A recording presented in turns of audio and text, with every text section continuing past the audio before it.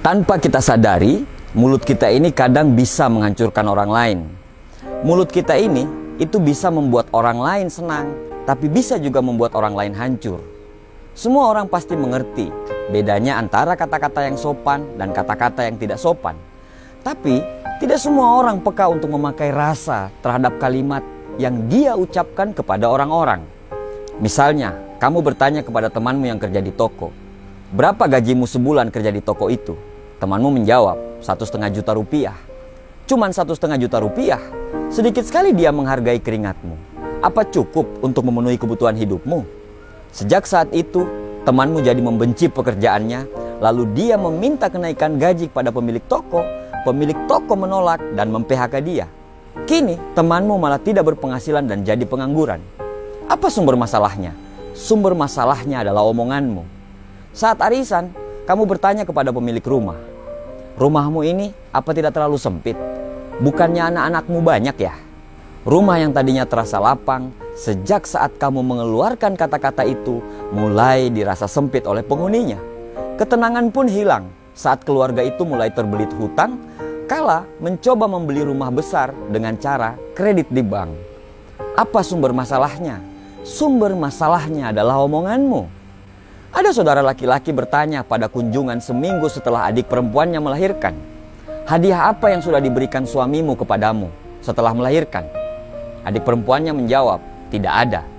Saudara laki-lakinya berkata lagi, "Masa sih? Apa engkau tidak berharga di sisinya? Aku bahkan sering memberi hadiah istriku walaupun tanpa alasan yang istimewa." Siang itu, ketika suaminya lelah pulang dari kantor, dia menemukan istrinya merajuk di rumah. Keduanya lalu terlibat pertengkaran, dan sebulan kemudian antara suami istri itu terjadi perceraian. Di mana sumber masalahnya? Dari kalimat sederhana yang diucapkan saudara laki-laki kepada adik perempuannya. Seorang bertanya kepada seorang kakek tua, "Berapa kali anakmu mengunjungimu dalam sebulan?" Si kakek menjawab, "Sebulan sekali." Yang bertanya menimpali lagi, "Wah, keterlaluan sekali anak-anakmu itu. Di usia senjamu ini seharusnya mereka mengunjungimu lebih sering." Akibatnya hati sang kakek menjadi sempit. Padahal tadinya ia amat rela terhadap anak-anaknya. Ia jadi sering menangis dan ini memperburuk kesehatan dan kondisi badannya. Kawan, apa sebenarnya keuntungan yang didapat ketika bertanya seperti pertanyaan-pertanyaan di atas itu? Jagalah diri dan jangan menyampuri kehidupan orang lain. Jangan mengecilkan dunia mereka dengan menanamkan rasa tidak rela kepada apa yang sudah mereka miliki. Tidak perlu mengkritisi masalah penghasilan, keluarga mereka, atau urusan pribadi mereka. Jaga mulutmu saat berbicara tentang masalah-masalah pribadi kepada orang. Mungkin bagi kamu, pendapat kamu benar, tapi belum tentu bagi orang lain. Mungkin bagi kamu benar, tapi mungkin bagi orang lain itu bisa menghancurkan dia. 1000 manusia, 1000 kehidupan, 1000 pikiran, 1000 hati, dan 1000 tindakan. Kita ini berbeda, tidak sama. Berhentilah menjadi hebat dengan memberikan solusi tapi mengkerdilkan keluarga mereka. Jaga omonganmu dan lebih baik diam daripada berkata-kata tapi hanya merendahkan martabat orang. Berusahalah untuk berpikir dahulu sebelum bicara. Jangan sampai kamu berbicara tanpa dipikirkan. Libatkanlah rasa dalam setiap omongan yang keluar dari mulutmu. Tidak usah menasehati orang yang belum punya anak bertahun-tahun dengan kalimat, "Kenapa belum punya anak? Kapan mau punya anak?" Siapa sih suami istri yang tidak pengen punya anak? Mereka mungkin sudah berusaha, tapi kalau Allah belum berkehendak, mereka bisa apa? Tidak usah menasehati orang untuk cepat punya pasangan kepada orang-orang yang sudah berusaha untuk punya pasangan dan belum dikaruniai pasangan.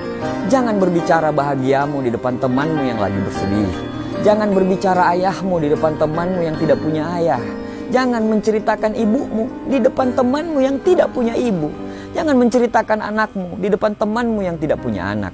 Jangan menceritakan mampumu di depan orang yang kurang mampu. Jaga omonganmu, libatkanlah rasa. Karena omongan yang keluar dari mulut kamu adalah ukuran seberapa dalam kamu mendalami agamamu. Jaga tutur katamu, karena tutur katamu bisa membuat orang termotivasi atau malah menghancurkan orang lain. Kadang orang tidak perlu nasihatmu, mereka hanya butuh support dan doamu. Manusia yang baik adalah manusia yang selalu melibatkan rasa dan empati di tiap tutur kata mereka. Buat orang lain bahagia dengan menjaga martabat mereka. Buat orang lain senang dengan kata-kata yang bermakna dan penuh doa. Bahagialah melihat orang lain bahagia, dan bahagialah dengan membuat orang lain bahagia dengan tutur katamu. Semoga Allah selalu menuntun kita untuk mengeluarkan omongan yang bermanfaat bagi orang lain. Dan semoga Allah selalu menjauhkan kita dari omongan yang bisa menghancurkan orang lain. Jagalah kata-katamu. Terima kasih.